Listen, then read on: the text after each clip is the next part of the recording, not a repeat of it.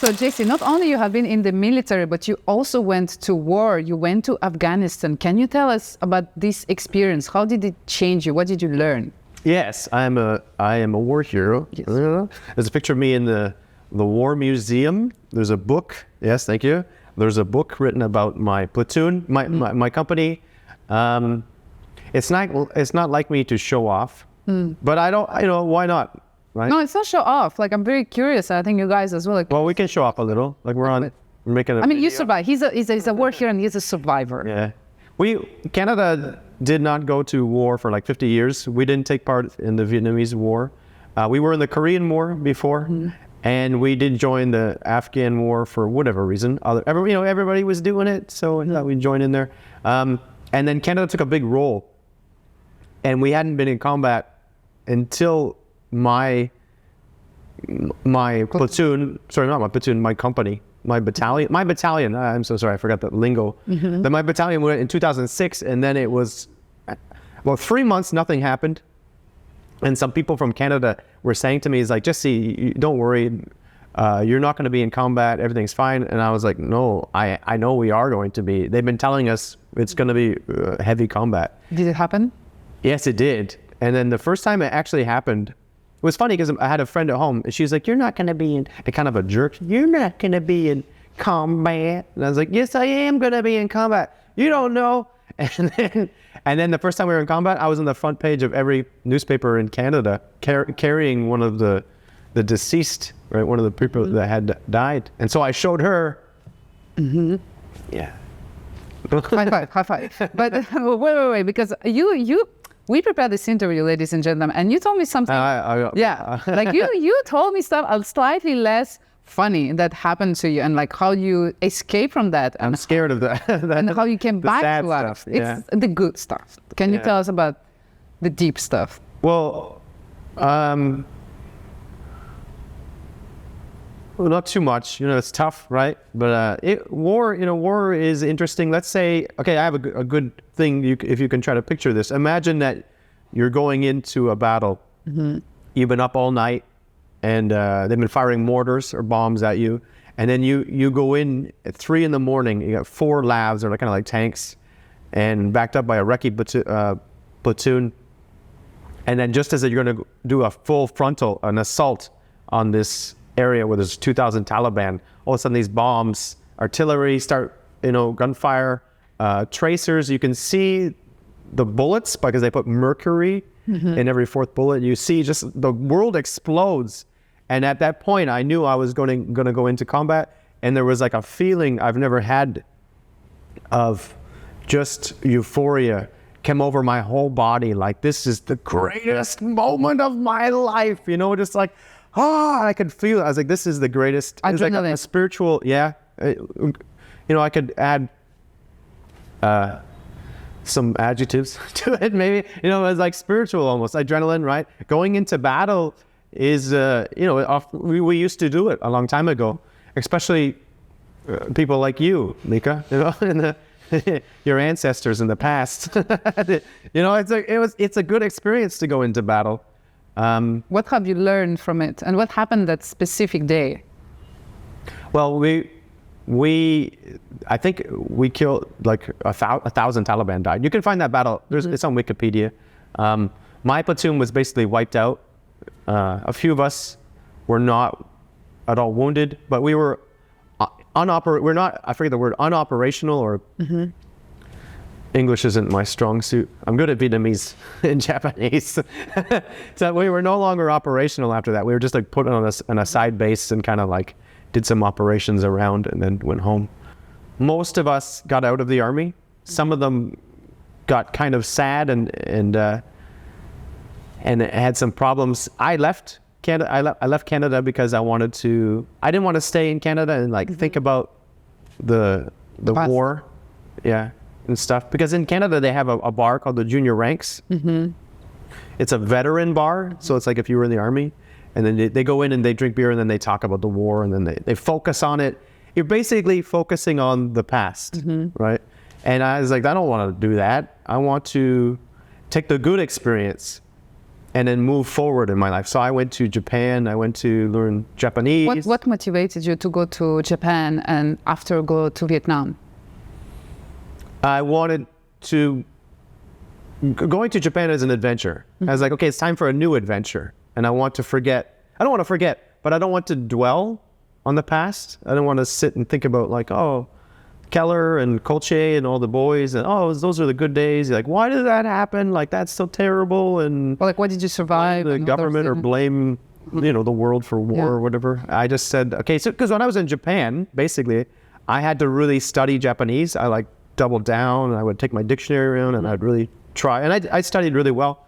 And at times I was, I was in the war. I forgot, It's like you keep moving forward, like look to the future. So you keep establishing like higher goals for yourself to keep yourself moving. Am I right? Yes, right. So you keep moving, right? You don't, it's like mindfulness, right? You kind of like, where is your focus going? Is it going to the past? Is it going to the negative? Is it going to the good? So I went to Japan and then I was like, I'm going to keep traveling. A friend of mine said I should go to Vietnam. I was going to go to Sudan, which good thing I didn't. I was like, I just heard Sudan's cool. Okay, I'll go. And then, yeah. And so, apparently you can't even drink in Sudan. Not that I have a drinking problem. Slightly. But I want to come back on the fact that you faced death. Like you lost a lot of your friends, comrades on there. Like, did you have any like enlightenment when it happened? Like you survived. You were still there. You're still able to keep on with your life. Do you have like a message for us civilians that do not have this life threat experience? Yeah, I think people who face those situations, it's almost impossible to recreate, unfortunately, because you don't want to meet death, but of course, you can really definitely learn about the value of life because it can be over just like that. And then that day I was like, oh my God, like I have no time to waste life. It can end really fast. I promised I'm going to live my life to the fullest.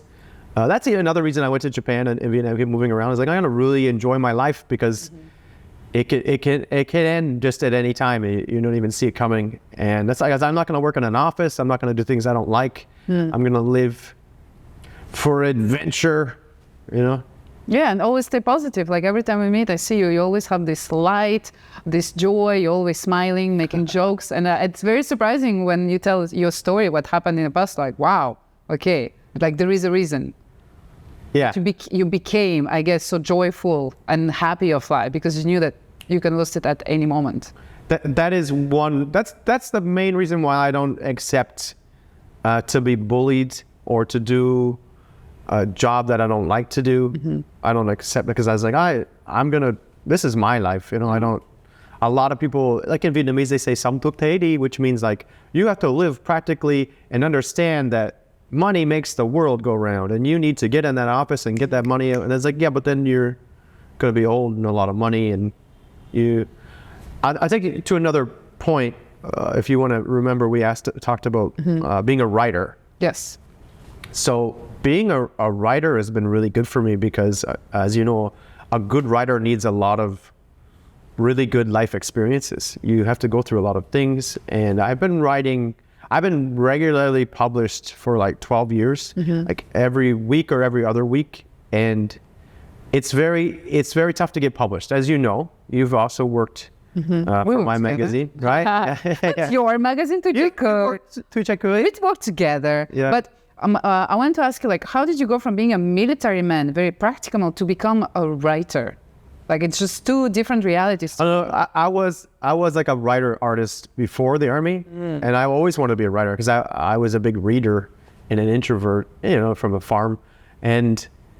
But then I was like, at that time in Canada, you could get money to go to school. I had like a $10,000 debt from my first year of school, and I was like, oh man, I don't want to do that. I don't want student loans. So I decided to go to the army just for 3 years to get money for school. That was the initial reason.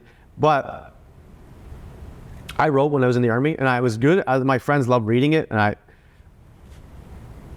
I really enjoy writing. It's fun for me. So. And what is your motivation being on your journey of journalism, of writing, of life, generally speaking? What motivates you? What is your fuel? Initially, just because it was just to become, can I do it? Can I become a writer? I really like doing Challenge. it. I would like the challenge. I want to, it keeps me busy too. Like I said before, I really want to keep busy. I don't want to be reflecting on the things. I started at really small newspapers, Tin Mười Nhất and like Bao, VOV and things. And then I was like, okay, what's the next goal? The big goal was like VN Express and Tuổi Trẻ. And then I got them kind of fast. And when I was young, I really wanted to work for the BBC. BBC. Yeah, and I worked for the BBC freelance, and I was like, oh, it's not that tough as I thought, you know? I've even done an interview in Vietnamese for BBC. Wow. And now I'm not really allowed to work for the BBC because BBC is not like, so welcome in Vietnam. Oh. But I really love my job now. It's okay. But one thing I really like about you is that you're not afraid to set high goals. And when we prepared this interview, you also told me something very interesting about yourself and about your family, that your parents are big stars in the horsing industry in Canada, right? Yeah. And you said something like, you're like, I don't feel I'm good enough. Usually when I hear the sentence, people always go like, oh, I'm not good enough, and they do nothing. But with you, you're like, okay, I'm not as good as them, but I keep going. Yeah, my mom, for example, she does pulling horses, so like the big draft horses, and they do competitions. And she was like, she won all Ontario. I don't know, Ontario, Canada's kind of a countryside, right? It's kind of like we're country people. Nequay. Okay, sure. And but Ontario is our biggest province, and she won all Ontario for horses, and they do really well in the horse industry. And how does that motivate you to keep going? How do you use? Oh, because I don't want. I want to do well in my field as a writer, at least equivalent to their success, just because there's so much of my life and I compare myself to them. So I really, really have to push myself. I need to, I don't know where to go from now, but I definitely need a few more books and just keep writing, keep getting better. So it's like for us, it's a good reminder that we always need to keep going, set higher goals, always have like a challenge mindset, but also a learning mindset, right? Why I really appreciate you is because you also have that kind of mindset, and it's a little crazy, okay? Even nobody else, most people don't want to live like this, Micka. You know, like just like keep going, like harder, higher, harder, higher. Like most people don't want to do that, and I think that. That's why sometimes I feel a little crazy because people are like, come on now. Oh, you're slightly crazy. I mean, just to be real. The guy is crazy. But that's why I like it too. Yeah. But speaking of books, so now you're preparing your third book in Vietnamese. You also have a teaching academy. You write funny stories in Vietnamese. How do you do all of this? What is your secret? The writing is because I've done it for so long that it's a habit. And thank God I have a boss and I get money for it, because then you have no choice but to get better. And writing, you can get rejected a lot, and then you have to like write 2 articles. So you really have to continuously get better. And writing's tough because I have to write 1,000 words, and you need to make... In Vietnamese, ladies and gentlemen. Yeah. Every week. Yeah. Yeah. And you need to, especially now, you got to get people to like read 1,000 words. It's really tough. It's a lot. Yeah. One thing that I think they're doing with me is like it's like an experiment, like that the Canadian writing in Vietnamese, about looking in on Vietnamese culture and critiquing it and satirizing it, and they know that that's really good, right? You can't be perfect without any kind of criticism to introspection to look at a problem. So I think that it's kind of like a unique experiment to have me to do that for them, as long as I don't go too far. And how can we learn from this rejection you mentioned? As a writer, we get rejected a lot, and it's something that we usually suffer from, but you seem very comfortable with it. So how can we embrace rejection? What do you mean? You seem like it's like natural to you. You're so good at it. How can we learn from you? Yeah. Well, my boss initially told me I should go do stand-up comedy because it's really tough, and you get ideas from the stand-up. You're writing, and then I go do stand-up and try to think about ideas, and then that helps, and I can port that over to the writing, and I think that makes my writing a lot better. And stand-up comedy, I've never been really good at it. I'm a writer more than an actor, so I fail a lot in that. And then and it was been tough for a long time, but I get comfortable with that. So, I'm not gonna say, like, but one thing I did it on purpose. Thank you, love it. One thing I really like about you, because you're very humble, but you're very successful. Like, you wrote books, you appeared on TV, you have Troy, you are in touch with a lot of people in Saigon, speak Vietnamese perfectly. Like, how do you succeed to stay always? Yeah, but I don't feel like I've succeeded. I feel like I'm still at the bottom of a large mountain, or maybe the bottom area. And like I said, my parents have done really well. So writers don't really mature till they're about 50 years old, I think. Oh, you're almost there. You look about 50. No. What? Oh, pardon, sorry. I'm only 42 years old. I know. Spoiler. It doesn't like this. Spoiler. Top to mufflin. Cheer. Yeah, they don't really mature to about 50s or something, so I'm okay. I got a few more books or ideas to go, and then especially now because there's so much information, so you have to keep keeping up and churning out new ideas. So I have to keep developing, which is good because a lot of people at my age are going to start to like shut down, right? I have to keep going a little faster. That's great. That's a good inspiration for everybody, no matter your age, folks. And Jesse, What do you mean by that? No matter. Jesse, all good things must come to an end. So I have one last closing question for you. I mean, death. Not yet. I mean, we're all going to go through it, but that's another topic we're going to explore. Yeah. Jesse, according to you, what can we do daily to become a better person? I use a journal every morning, and I write down what I did yesterday and what I'm going to do today. A lot of people can use the internet programs and applications, but you and I, we're not so young. We grew up before the internet. So you know what I mean? Back in those days, I like to write. I have like 6 notebooks. Each notebook is a different topic. One is Dungeons and Dragons. One is like what I'm going to write. One is my plans. One is for Troy, which I teach at the university. And so I carry these notebooks around with me every day, and that's my tool that really helps me. Right. Thank you, Jesse, for your wisdom and your knowledge and your books and notebooks. It's been a pleasure to have you on the show. Well, thank you very much, Micka. Thank you very much. Okay.